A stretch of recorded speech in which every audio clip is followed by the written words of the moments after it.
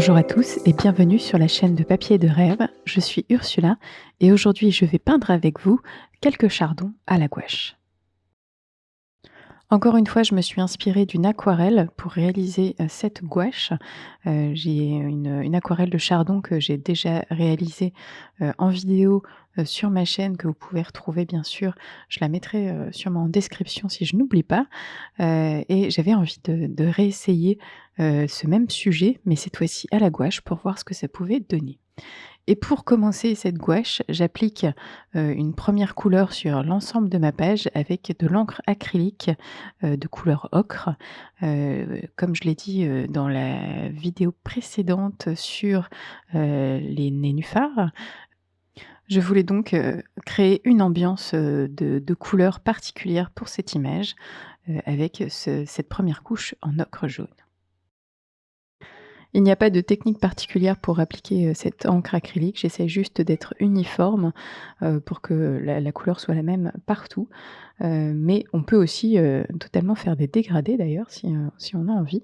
Et j'ai choisi cette couleur ocre parce que je sais qu'il y a un petit bout de ciel en haut de mon image et j'aime assez peindre des ciels bleus sur un fond ocre ou sur un fond jaune. Je trouve que ça donne une ambiance très particulière et un petit peu orageuse en fait.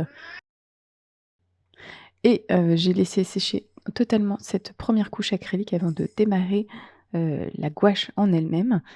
Et comme vous pouvez le voir, j'ai encore oublié d'appuyer sur le bouton enregistrer de ma caméra et j'ai déjà commencé à faire quelques formes. Mais pas d'inquiétude, je vous explique ce que j'ai fait pour commencer et c'est très très simple. Et de toute façon, je suis encore en train de le faire. Donc j'essaye de repérer les différentes zones de couleur de mon image. Et pour l'instant, j'essaye d'identifier toutes les zones qui seront vertes en faisant bien attention à préserver les zones blanches parce que comme je l'ai dit dans ma dernière vidéo, c'est quand même plus facile de mettre de la gouache blanche sur un fond où il n'y a pas de gouache du tout. Ça évite de réactiver la gouache en fait qui est en dessous et d'avoir un blanc qui ne sera plus vraiment blanc. Et comme vous pouvez le voir, mes traits sont pour l'instant grossiers. J'essaie juste de placer les bonnes couleurs aux bons endroits. Je me concentre bien sûr sur le vert puisque c'est la couleur principale de mon image. D'ailleurs, ce vert est composé de jaune sans cadmium et d'indigo. C'est un peu mon mélange préféré pour créer des verts. Parfois, je vais rajouter un petit peu de turquoise et changer un petit peu en fait ce vert. Parfois, je vais ajouter aussi un petit peu de rouge. Mais en tout cas, la base de ce vert, c'est le jaune sans cadmium et l'indigo. Alors comme vous pouvez le voir sur mon image de référence, ce sont quelques chardons. Comme je l'ai dit au début, je l'ai déjà peinte à l'aquarelle et là j'avais envie de me lancer à la gouache. Donc il y a quelques chardons sur un fond de végétation et un petit bout de ciel en haut, un ciel plutôt nuageux.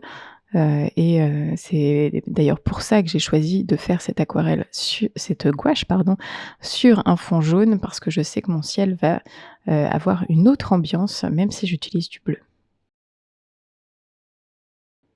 Je pense que vous pouvez le voir sur l'image.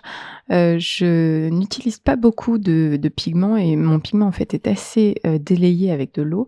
Vous voyez que le vert se fond un petit peu dans l'arrière-plan, il devient un peu transparent en fait et c'est un peu comme ça que j'aime bien démarrer les gouaches avec un voile de couleur en fait, plus qu'aller tout de suite dans l'épaisseur, pour bien avoir le temps de placer les couleurs aux bons endroits et ensuite je peux revenir plus facilement, je trouve, avec d'autres couches et densifier toutes ces couleurs. Alors je suis en train de commencer le ciel avec un mélange de bleu outre-mer et de blanc permanent. Donc on a une couleur un peu bleutée, mais vous allez voir que comme le jaune qui est en dessous va transparaître à travers cette couleur, on va avoir quelque chose d'un petit peu plus éteint et du coup, ça va donner une autre ambiance à l'image, une ambiance un petit peu de mauvais temps, de tempête sur le haut un peu de tempête, hein, c'est quand même un petit peu fort, mais heu, en tout cas une ambiance un petit peu plus mystérieuse, un peu plus sombre. Et comme je travaille assez vite, le verre que je viens de poser n'est pas encore sec et du coup, je peux fondre un petit peu ce ciel avec le verre. Pour l'instant, je ne cherche pas trop à faire de différence entre les 2, ça viendra un petit peu plus tard, du coup, on a un dégradé qui se forme assez naturellement et qui est plutôt chouette. Je vais rajouter encore un petit peu de bleu outremer dans mon ciel avec une pointe de bleu turquoise, pour, éteindre un petit peu ce bleu outremer qui peut parfois être un petit peu pas naturel. J'aime bien le mélanger avec une pointe de turquoise, comme ça il a un côté un tout petit peu plus, un peu plus naturel, voilà, tout simplement. Mais vous allez voir que je vais retravailler encore ce ciel parce que pour l'instant, la couche de couleur n'est pas encore assez épaisse et il y a encore beaucoup de transparence avec le jaune et je voudrais, juste, heu, avoir un ciel un tout petit peu plus clair et vous allez voir que je vais y travailler un petit peu plus tard par la suite. En tout cas, mes zones de couleurs sont placées, aux bons endroits. Je vais profiter maintenant, pour placer, les zones blanches, comme ça je saurai un petit peu plus où je vais, puisque, avoir ce fond jaune en fait à la place du blanc est un petit peu perturbant.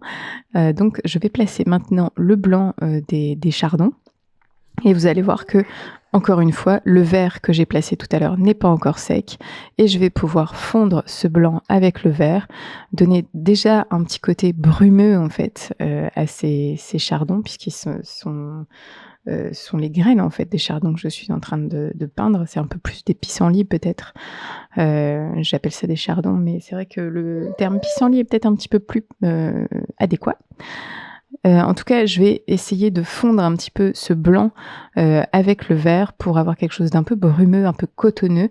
C'est quelque chose qui est pas forcément facile à faire avec la gouache, mais si, votre gouache est encore fraîche autour, ça sera un petit peu plus facile. Voilà, donc en rinçant mon pinceau et en l'essorant bien, qu'il est juste un petit peu humide, je peux passer sur les tours, des pissenlits et flouter un peu, cette zone et l'intégrer en fait un peu plus à l'arrière-plan. Et maintenant que vraiment tout est bien placé correctement, il reste plus qu'à renforcer les couleurs et ajouter des détails. En fait, quelque part, le plus gros, de la gouache est fait à ce moment-là, lorsque je place, les bonnes couleurs aux bons endroits et après tout est une question d'épaisseur de couleur et de détails. Tout comme à l'aquarelle, quand je travaille à la gouache, j'aime aussi modifier mes verres quasiment à chaque fois, que je vais, dans ma palette. Je vais ajouter un petit peu plus d'indigo ou un peu plus de jaune sans cadmium, selon les zones sur lesquelles je suis en train de travailler, pour avoir tout un camailleux de verres différents et que ce soit un petit peu plus intéressant.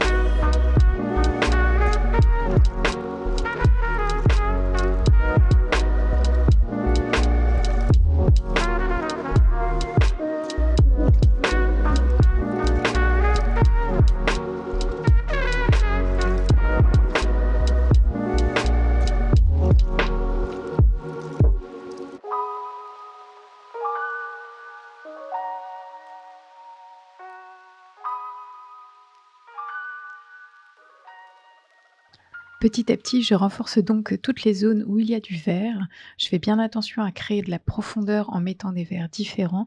Je veux des verts plus foncés à certains endroits pour, noter qu'il y a peut-être un petit peu plus de profondeur à cet endroit-là et des verts un peu plus clairs parce qu'il y a peut-être des feuilles un peu plus jeunes ou, un peu plus de lumière qui vient éclairer ces verts. Donc j'essaye vraiment d'avoir une grande richesse de verts et c'est ce qui va apporter, de la profondeur à mon image et aussi, rendre cette zone verte beaucoup plus intéressante.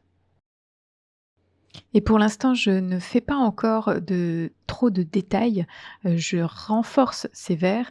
Je n'essaye pas de faire de la texture encore pour l'instant, ça va venir un tout petit peu plus tard, mais vraiment, je veux juste renforcer mes verts, leur donner, la bonne, teinte, pour que mon image, ait un petit peu plus de sens que ce qu'elle n'avait, pour le moment. Et comme vous pouvez le voir, je n'hésite pas à utiliser aussi un peu de noir, dans mon mélange de vert pour le densifier encore plus, pour le rendre un peu plus sombre, pour le rendre aussi un petit peu plus éteint. Le noir, c'est quelque chose que je n'utilise absolument pas à l'aquarelle, mais c'est assez utile à la gouache pour, vraiment, rendre des couleurs un petit peu plus foncées. C'est parfois un peu difficile, peu comme les couleurs sont opaques, d'avoir des couleurs très foncées, mais avec une pointe de noir, ça fonctionne très, très bien. Et de la même manière que j'ai renforcé toutes les zones de vert, je vais aussi renforcer le ciel. Vous pouvez voir que, à ce moment-là, il a, séché et il est un petit peu plus terne que ce que j'escomptais et ce qui est totalement normal puisque, j'ai travaillé cette couche avec, un petit peu plus de légèreté en fait. Il n'y a pas encore assez de pigments. Donc je vais en rajouter, mais je vais essayer d'avoir une teinte un tout petit peu plus claire, donc ajouter un tout petit peu plus de blanc à mon mélange et un petit peu moins de bleu outre-mer pour avoir un ciel un peu plus clair. Le jaune que j'ai placé, sur la première couche sera toujours visible en transparence et va donner un petit peu cet aspect, gris à certains endroits, mais la zone en elle-même est un petit peu plus claire. J'essaye aussi de fondre toujours un petit peu, cette zone du ciel avec, la zone des chardons, pour avoir, juste une transition, qui se fasse de manière un petit peu plus, naturelle. Mon image a séché totalement. Je ne l'indique pas, comme je le fais avec l'aquarelle volontairement, parce que, je trouve que c'est moins important de les étapes de séchage à la gouache. On peut travailler un petit peu plus longtemps, dans la gouache fraîche, c'est souvent, même assez intéressant. C'est juste que, parfois j'ai dû, arrêter mon travail pour m'occuper d'une certaine petite fille et du coup, je n'ai pas forcément choisi de laisser sécher, ma gouache à ce moment-là et je travaille juste avec, ce que j'ai. Et comme vous pouvez le voir, j'ai changé de pinceau. J'ai pris mon pinceau, qui est, un pinceau plat mais avec un angle et ça va me permettre de faire un petit peu, de, texture sur, toute la zone, de végétation. Avec, un pinceau, très, très fin, je peux créer des tiges, des feuilles, et être assez expressive avec ce pinceau parce que c'est un pinceau plat et il se comporte pas du tout de la même façon qu'un pinceau, rond et très, très fin, et du coup j'aime beaucoup utiliser ce genre de pinceau parce que ça me permet d'avoir des traces, un peu différentes et un petit peu plus, expressives. Et de la même façon que j'ai modifié les couleurs sur, l'arrière-plan en fait, modifié les tons de vert un peu à chaque endroit, je vais aussi faire la même chose avec les tiges, modifier légèrement la couleur des tiges, la couleur des feuilles, petit à petit, à chaque fois que je reprends un peu de couleur dans ma palette, pour avoir aussi une richesse dans ces détails, une richesse de couleurs, qui va, ajouter toujours de l'intérêt, à mon image.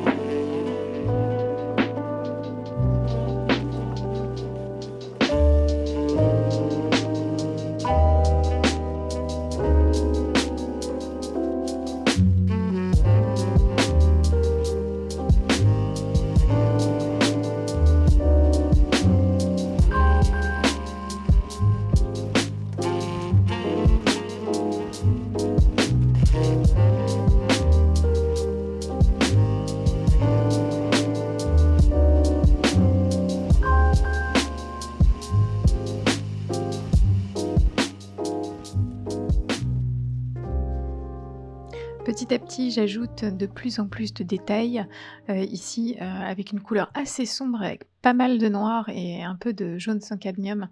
Je crée, les attaches de ces, fleurs de pissenlit, un peu ces boutons en fait. J'aime bien les avoir assez noirs, assez foncés.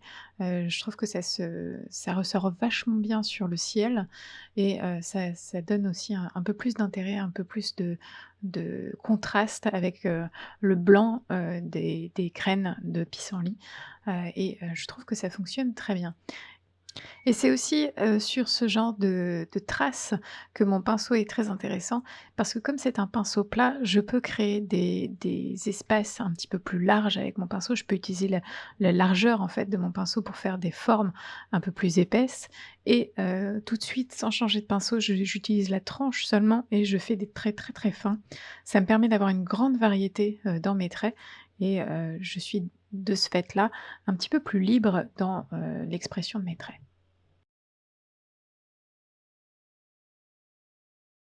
Et maintenant que tout est, renforcé, il y a un petit peu plus de détails, les verts sont bien plus présents, le ciel est bien plus présent, il manque, le clou du spectacle si on peut dire, il manque ces pissenlits, ces graines de pissenlit toutes cotonneuses et il est temps de s'y atteler.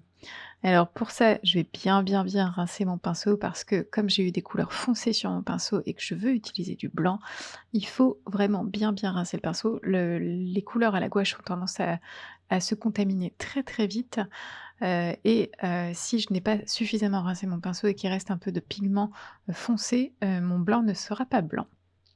Mais quelquefois ça tombe bien aussi parce que justement je ne veux pas un blanc trop, trop blanc, je ne veux pas qu'il y ait vraiment ce contraste de blanc très froid, à côté de ces verts, très chaleureux, très, très présents.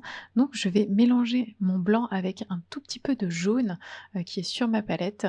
Et ça va me permettre d'avoir déjà des différences dans les tons de blanc, avec des blancs un peu plus froids, des blancs un peu plus chauds grâce au jaune et ça va, donner aussi des tons un tout petit peu plus naturels, et ça ne va pas être juste un blanc, heu, comme un blanc Tipex en fait.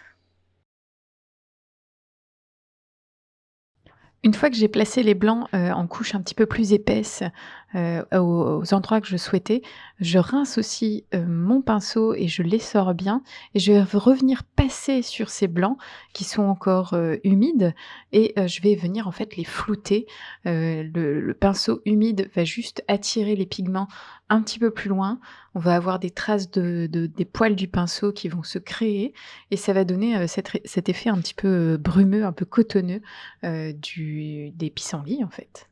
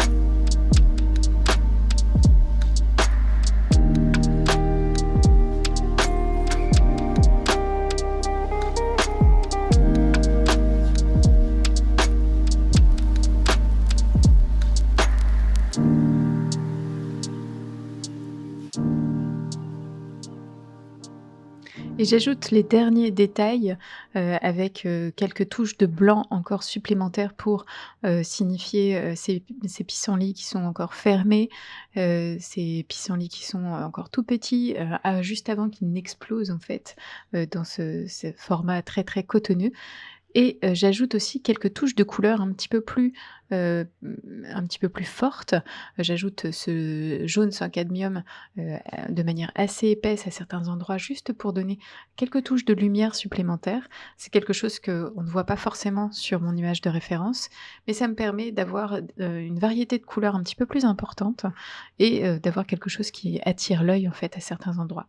Je vais faire ça avec le jaune sans cadmium, mais je vais aussi le faire avec quelques traces de rouge à certains endroits, surtout dans le bas de mon image en fait, pour donner peut-être une petite idée, de la terre, de la végétation qui, peut-être est un peu abîmée, un peu roussie, et donc on a quelques zones de couleurs comme ça qui sont un tout petit peu, différentes. Et je vais aussi rajouter, ces petites, touches de couleur avec du bleu turquoise. Vous savez que j'aime bien cette couleur, surtout à la fin de mes aquarelles. Je trouve que ça donne un petit peu quelque chose d'un petit peu différent, c'est peut-être juste ma manière à moi de donner, peut-être ma personnalité dans mes images. Mais, je vais aussi rajouter, ce bleu turquoise à certains endroits. Et avec ces dernières, touches de couleur, mon image est presque terminée. C'est vraiment les derniers petits détails, qui vont apporter un petit peu plus de vie, à mon image. Mes contrastes sont bien, il y a des zones sombres, il y a des zones claires, il y a des zones très colorées, il y a des zones un peu plus neutres et tous ces petits contrastes en fait, apportent, des choses intéressantes et une construction, intéressante à mon image. On peut aussi parler par exemple des grosses formes et des toutes petites formes. Toutes ces petites variations en fait, amènent de l'intérêt, à mon image. Cette vidéo était un petit peu plus longue à sortir que d'habitude. C'est juste que je n'ai pas eu beaucoup de temps pour moi, ces derniers temps et vraiment les vidéos pour YouTube passent un peu en dernier. Mais voilà, j'ai enfin le temps de finir la voix off de cette vidéo et j'en suis ravie et j'espère que, cette, vidéo va vous plaire à vous aussi. Elle est à présent terminée. Merci de l'avoir regardée jusqu'au bout et donc j'espère qu'elle vous a plu. N'hésitez pas à aller jeter un coup d'œil sur le blog pour plus d'informations sur cette image. Si j'ai le temps aussi de publier un article sur mon blog, on verra bien. Et bien sûr, dites-moi ce que vous en pensez dans les commentaires. À bientôt.